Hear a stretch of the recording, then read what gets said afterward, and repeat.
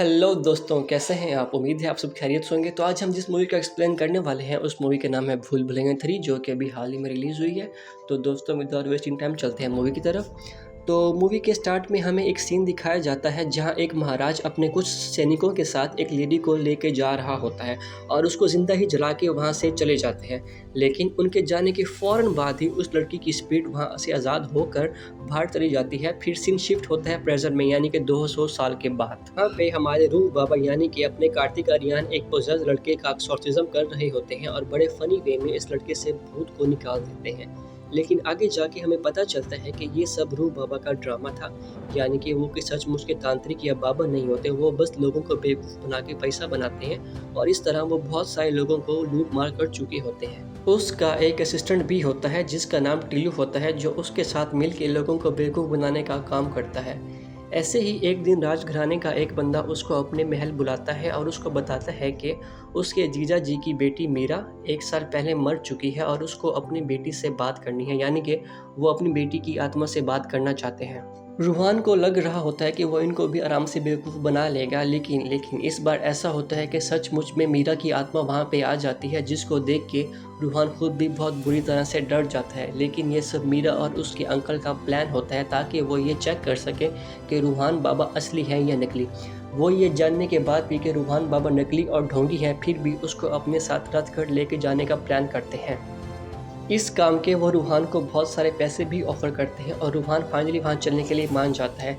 जिसके बाद वो मीरा और उसके अंकल के साथ रतगढ़ जाता है, जहाँ पे सब लोग उसको बहुत ही बुरे तरीके से घूर रहे होते हैं। रतगढ़ में जाने के बाद वो ऑब्ज़र्व करता है कि मीरा के सारे घर वाले महल में रहने के बावजूद भी वो सब अस्तबल में शिफ्ट हो चुके होते हैं, क्योंकि वो किसी चीज़ से डर रहे होते हैं। और वो जिस चीज़ से डर रहे होते हैं वो कोई और नहीं बल्कि मंजुलिका का भूत होता है, जो कि महल में हर किसी को हॉन्ट कर रहा होता है। मीरा और उसके अंकल रूहान को यहाँ इसीलिए लेके आए होते हैं ताकि वो मंजुलिका की आत्मा को यहाँ से भगा सके, जिसके बाद वो लोग आराम से महल को सेल कर सकें। लेकिन यहाँ पे एक बाबा और भी होते हैं जो बार बार रूहान को राजकुमार राजकुमार बुला रहे होते हैं। वो बाबा रूहान को इस महल की बैक स्टोरी सुनाते हुए बताता है कि कुछ साल पहले यहाँ पे एक महाराजा रहा करते थे जिसकी बेटी का नाम मंजुलिका होता है। मंजुलिका को गाना बजाने का बहुत शौक था और उसको हर चीज़ में महारत हासिल थी और उसको लगता है कि अपने बाप के जाने के बाद वही इस गद्दी की सही हकदार बनेगी। लेकिन कुछ अरसे बाद राजा को एक दासी से एक लड़का होता है जिसका नाम राजकुमार देवेंद्र होता है। वक्त के साथ साथ मंजुलिका की अपने भाई से नफरत बढ़ने लगती है, लेकिन ये नफरत और भी बढ़ जाती है जब राजा राजकुमार को अपना वारिस घोषित कर देता है और तभी मंजुलिका ने गुस्से में आकर अपने भाई को मार दिया और फिर राजा ने मंजुलिका को जला के मार दिया। और ये वही सीन होता है जो मूवी के स्टार्ट में दिखाया जाता है, जहाँ पे एक बादशाह अपनी बेटी को मार के जला रहा होता है। इसके बाद वो बाबा रूहान को बताता है कि उसी के पूर्वजों ने उस वक्त मंजुलिका की आत्मा को इस महल में कैद कर दिया था, जिसके बाद से ही ये महल हॉन्टेड है और रूहान राजकुमार देवेंद्र का ही पूनम जन्म होता है।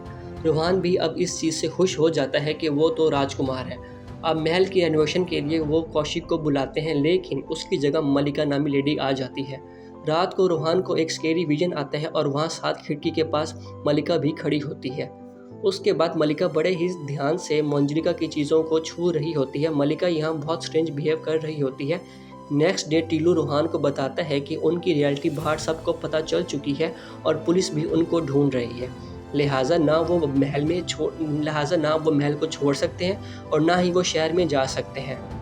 और अब रूहान और मीरा भी बहुत करीब आ चुके होते हैं। इसके बाद वो लोग एक फेक एक्सोर्सिज्म परफॉर्म करने का प्लान करते हैं ताकि वो सब गांव वालों को ये शो करा सकें कि महल में से मंजुलिका की आत्मा भाग चुकी है, और ऐसा ही होता है। लेकिन एक्सोर्सिज्म परफॉर्म करने के बाद मलाइका का बिहेवियर बहुत चेंज हो चुका होता है। जब मलिका रेनोवेशन करवा रही होती है तो वहाँ अपने आप एक दीवार गिर जाती है जिसमें से एक सीक्रेट दरवाज़ा खुलता है। जब नीचे जाके देखा जाता है तो वहाँ सेम वैसा ही दरवाज़ा होता है जिस दरवाजे के पीछे मंजुलिका की आत्मा कैद होती है, यानी एक महल में 2 एक जैसे दरवाजे। यहाँ बाबा भी शॉक हो जाते हैं कि ऐसा कैसे पॉसिबल हो सकता है और वो रूहान का वार्न करते हैं कि कुछ भी हो जाए ये दरवाज़ा मत खोलना, और ख़ुद वो कुछ चीज़ पता करने के लिए वहाँ से चले जाते हैं। लेकिन रूहान गेट खोल देता है, जिससे बहुत सारे कौवे उस कमरे से बाहर निकलते हैं। लेकिन वो बाबा वहाँ आकर बताते हैं कि गेट खोल के बहुत बड़ी गलती हो गई है, क्योंकि राजा की 2 बेटियाँ होती हैं, मंजुलिका और अंजुलिका, मगर अंजुलिका के बारे में कोई कुछ नहीं जानता था, जो कि बहुत शॉकिंग था। यहाँ हमें पास का सीन दिखाया जाता है, जहाँ राजा और उसके दोनों बेटियों को दिखाते हैं। यहाँ राजा अपने वारिस अपने बेटे को चुनता है, जिससे ये दोनों बहनें बहुत गुस्सा होती हैं। अब मूवी प्रेजेंट में मूव करती है, जहाँ सूरजगढ़ की महारानी महल खरीदने को आती है और इसका नाम मंदिरा होता है। मंदिरा जब वहाँ मंजुलिका के रूम में जाती है तो मलिका वहाँ पहले से ही मौजूद होती है, और एक दूसरे को देख के वो एक दूसरे का गला पकड़ लेती है, जो कि वहाँ किसी को भी समझ नहीं आता है।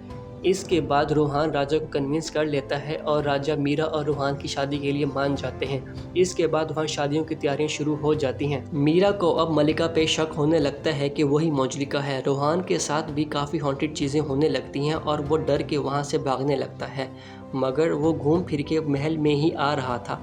वो यहाँ फंस चुका था। वहाँ दूसरी तरफ मंदिरा और मलिका में झड़प स्टार्ट हो जाती है और रूहान मौका देखते ही मलाइका को जलाने की कोशिश करता है। यहाँ पे मंदिरा बहुत ही स्केरी तरीके से हंसते हुए बोलती है कि उसने गलत बहन को जला दिया है, क्योंकि मंजुलिका वो नहीं बल्कि मंजुलिका मंदिरा होती है। इसके बाद यहाँ इस कहानी के अलग ट्विस्ट खुलते हैं, जहाँ हमें पता चलता है कि मंदिरा और मलाइका दोनों ही मंजुलिका नहीं बल्कि वो दोनों ही इंसान हैं। इनके अंदर अक्सर आत्मा आ रही होती है, जो कि उस दरवाजे से आज़ाद हुई थी, और ये आत्मा किसी और की नहीं बल्कि राजकुमार देवेंद्र की आत्मा होती है। तब हमें दोबारा से स्टार्ट का सीन दिखाया जाता है, जहाँ पे वो बादशाह अपनी बेटी को ख़त्म कर रहा होता है। बेसिकली वो अपनी लड़की को नहीं बल्कि अपने बेटे राजकुमार देवेंद्र को जिंदा जला देता है। और यहाँ पे एक झूठी अफवाह बनाई जाती है कि मंजुलिका ने अपने भाई को मार दिया, जिसके बाद महाराजा ने अपनी बेटी मंजुलिका को ख़त्म कर दिया, जबकि ऐसा कुछ भी नहीं होता है। इसके बाद वो दोनों बहनें मंदिरा और मलाइका अपने भाई की आत्मा से माफ़ी मांगती हैं, और इसके बाद उसकी आत्मा शांत होकर वहाँ से चली जाती है। तो फ्रेंड्स, ये थी मूवी की स्टोरी। अगर आपको अच्छी लगी हुई काइंडली चैनल को सब्सक्राइब कीजिएगा, वीडियो को लाइक कीजिएगा।